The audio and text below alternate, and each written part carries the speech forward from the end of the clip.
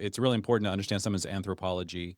If they think that human beings are essentially good, then oftentimes a result of that kind of thinking, it sounds really nice. It's like, wow, I really, really want to affirm that. Like you look at a baby or a child, and you're like, of course they're good. Like they just look so innocent. The problem, of course, is that what happens to the way you think is if they start to do something wrong, sinful, evil, then if they're essentially a good person, then some system from the outside came and corrupted that poor child. And that Yes. therefore you can never hold that person responsible.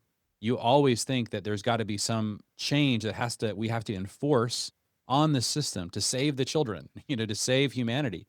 And that's a really dangerous move because that leads to a kind of totalitarianism. Why wouldn't you, if you did believe that, if you believe that people were basically good, if we had the perfect system in government, everybody would be good all the time, basically, because that's every corrupting influence comes from the outside, then of course you would spend all of your time trying to reshape the systems of society and using whatever level of power you possibly could to do that, to be able to save these future generations. But of course, if you believe like Christians do that humans are sort of bent from birth, like there's something in our nature that's actually pulling us towards evil, and that if you just let people go according to their own devices, then they're going to come to some conclusions that are highly selfish, that are destructive to relationships, and that are ultimately in rebellion against God, and that process of working with them is something that has to happen from the inside out.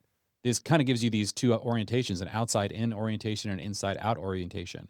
And as judgmental as it sounds to say, no, every human being is born with this sin nature, man, that just creates a society in which there's way more grace for each other, a lot more like a desire to like come into dialogue with each other and say, "Hey, I want to. There is something I want. I want to help you see this, because if your heart and your head and your spirit really come alive to truth, then that can come and heal that sinful nature that's going to otherwise corrupt and take over. And not to mention the fact that we believe in in an actual spiritual realm, that there is personal evil out there that is tempting and trying to grab a hold of people's sinful nature. And so all of these things cause us to have the ability to have a lot of grace, but also to go through the difficult process of dialogue, of discipleship, the kinds of tools that help us to convince and persuade people, as opposed to force people or grab Yeah. levers of power that give us the ability to sort of reshape society regardless of what people believe or are experiencing.